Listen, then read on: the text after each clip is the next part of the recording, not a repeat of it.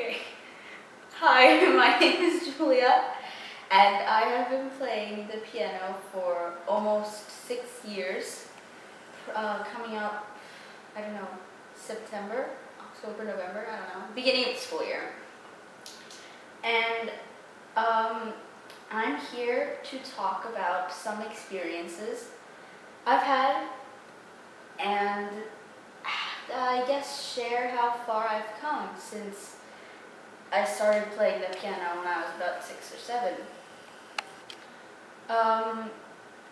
So I started playing the piano in 2nd grade, the beginning of 2nd grade, I think. And it was kind of, I don't want to say it was being forced to, but I would say my dad kind of pushed me into doing it. He signed me up for lessons and I was like, whoa, what is this? So I started playing. And at first I felt like I was kind of being obligated to do it. But as I got older, I started to enjoy it and realize, wow, I'm kind of good at this. Also from things that previous teachers have told me, because so many times they've always told me, oh, I have talent or something. So I just continued to do it, and I kept on playing the piano, and I guess it turned out pretty well, because this past year has probably been one of my best years in piano, because I kind of started applying myself a lot more, and I've only really won one award, but it was for the National League of Performing Arts competition, and I won silver, which is similar to 3rd place. And this year I also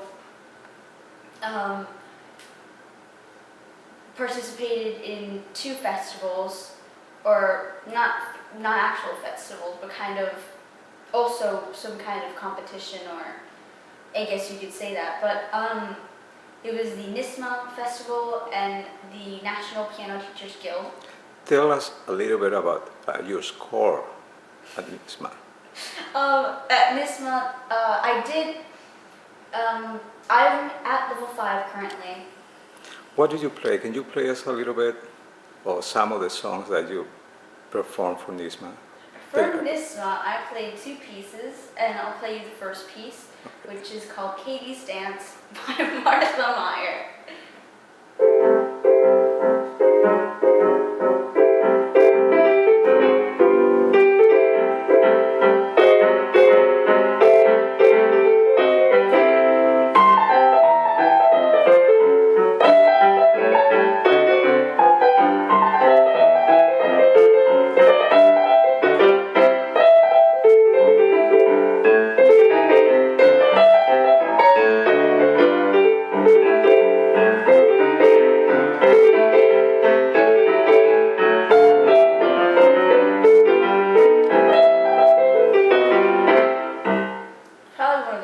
Pieces I've ever played, but it's level 4, and for NISMA I played that and another piece called Steamboat Rag, and my score was that, again, for the 2nd year in a row, was 28 out of 28, perfect score, outstanding.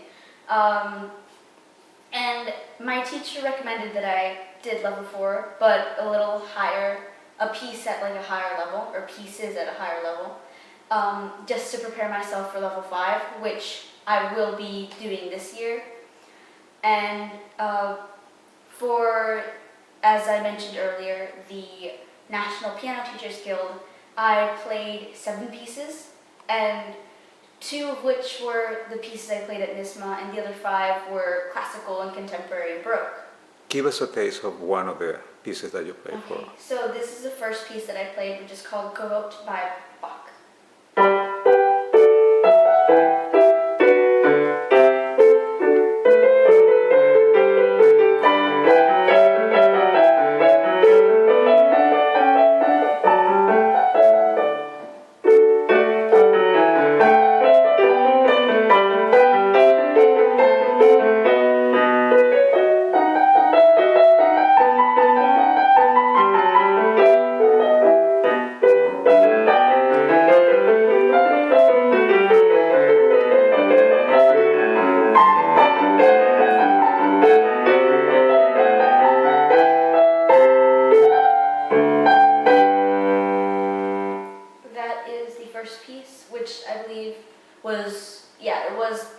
because for National Piano Teachers Guild, or just Guild, you have to play 1, 2, 3 songs from a different era, which like Baroque, contemporary, classical, etc. And that was the first piece, which again is Baroque, and it's called The Boat by Bach. And after that I played a couple of the pieces, and that was only for state. And this coming year I want to try and play 10 pieces, or at least like 8 or 9. 10 would be my goal this year.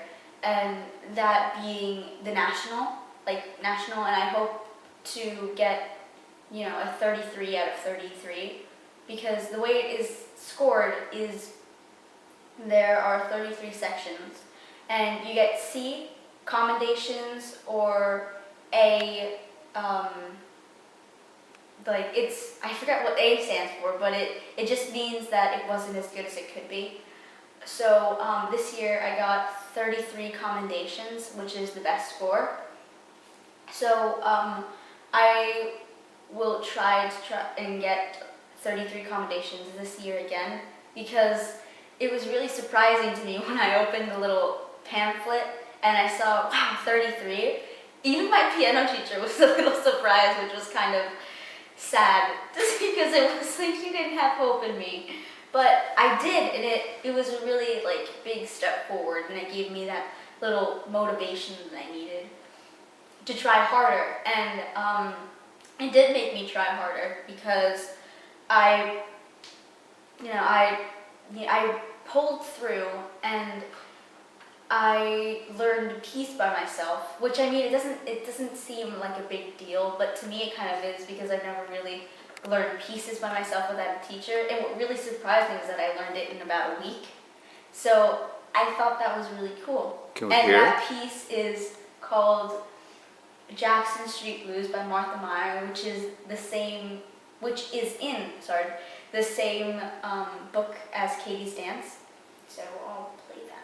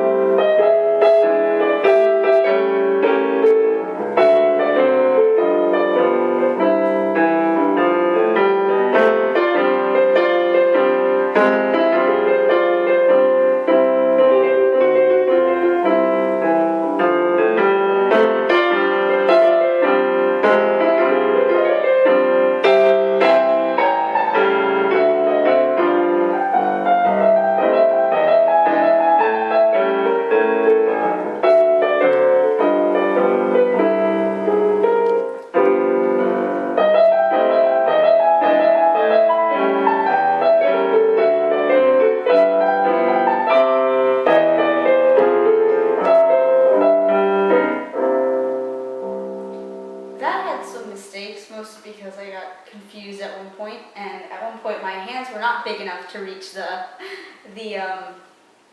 chord that I was supposed to reach. But hey, hopefully my hands will grow in the next year, and I'll be able to play it better, way better than I have. But I always find it really funny whenever we have guests come over, or in the last case, my friend came over to come pick me up and spend the day with her. So my dad started bragging about me, basically, and oh yeah, my daughter plays the piano. And my friend's mother asked, oh, where's your piano? And she pointed to the electric, and he pushed me to go play some pieces, so I played that piece. And it was really funny, because I think I made a mistake, but they didn't notice, but their jaws dropped. And then my dad said, well, the thing is, Julia learned this piece all by herself. And I was like, yeah, no big deal, because it really wasn't, because it's an easy piece. But they started looking at me like I was Herbie Hancock or something, and it was. How do you make that feel? It was really. It made me feel really good, actually, because it was just, I never realized that I mean, I'm not trying to toot my own horn, but everybody always says that I'm so good, but most of the time I'm just thinking, oh, they're just being polite. I never really am I'm not really very arrogant, or I never really say, oh yeah, I'm like a really good pianist. And if I do, it's always just as a joke. So I always try to stay really humble, not like really have I forget the word for it, but I don't really try to build my ego up too high. Why do you think that you're good at it? Why do I think I'm good at it? I think Do you practice enough? Is I practice always think that makes a difference? practicing does make a difference, but I never. Yeah, it clearly makes a difference, because if you don't practice, then you'll never actually like. Do you have a special routine to practice? My dad always says, you know, practice for long periods of time, but he always says whether you're practicing for like an hour or 2 hours or whatever, take breaks in between them so it doesn't feel like it's way too much. Like take a breather kind of. Like sometimes I'll practice for an hour and I'll have like a 10-15 minute break. I'll like make a snack or something, or just do another thing, and then I'll come back and practice for another half hour, 45 minutes, an hour. And that really helps me, because I guess I don't have like a really long attention span, so I'll get bored so easily if I just keep practicing and practicing the same things over and over and over again for 2 hours, and it just starts to get like really boring, and I totally just start not enjoying it anymore. So whenever I feel like it starts to get boring, which is usually after like an hour, I just stand up, get a glass of water, get a snack or something, just like relax, and then come back to it. And I always feel like it's kind of like if you're going into a pool, and in the beginning you're just really excited to just jump in and just stay there, but then after a while it gets kind of boring, so you get out, you dry off, you do something else, and then you start to get like more excited, like, oh my gosh, I'm going into the pool again, and then you just jump in and you get more excited again. Can you play us the pieces that you have learned in the last year and a half, 2 years? Yeah, okay. So the first piece, well, not the first piece, but one piece that I learned was over the summer, was about a couple of weeks ago, which is another jazz piece. Most of the jazz pieces I played are from the same book. It's right here. It's Jazz, Rags, and Blues by Martha Meyer. And I really like this book because the songs are all so different, but you can tell, like, each song has the kind of like the same element. There's always just like one little thing that you always think to yourself, it's like, oh my gosh, I hear this in every other piece. And I think that's really cool. But it can also be really confusing because sometimes you're playing one piece and then you think, oh, this part is played in this piece. And at least for me, I start playing the other piece instead of the piece that I'm originally playing, which is kind of confusing, and I really should work on that. But this is another piece called Birmingham Blues by Martha Meyer.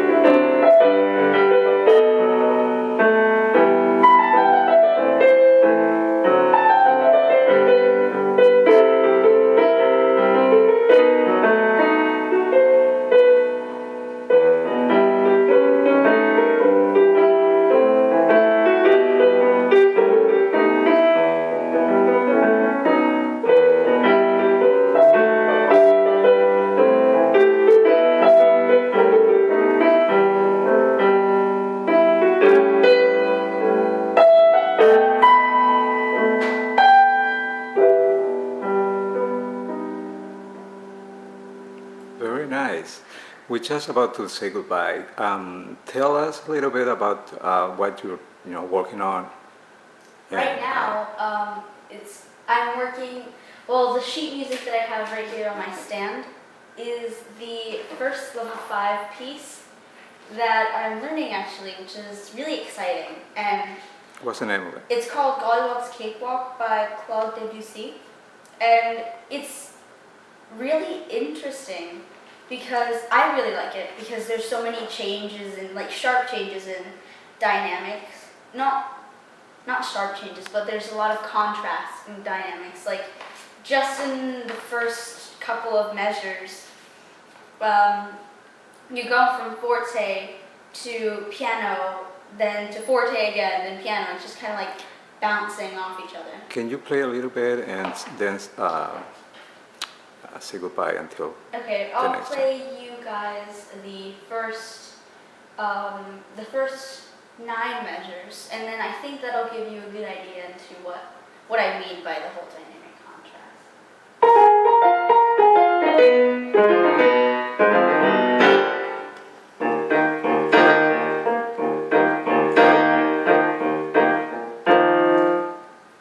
It's really fast paced, and it's not a lot. I really didn't play it a lot, but as to the other pieces, the other like blues jazz pieces that I played, the first 10 measures went by, then they took up like 50 seconds, and these first 10 measures took up about 15. But that's me right now. That's what I'm going for. Those are my goals. That's what's happening. That's what happened this year. So thank you for watching, and I'll check in, I don't know, maybe in the next couple of years. Thank you so much. Bye.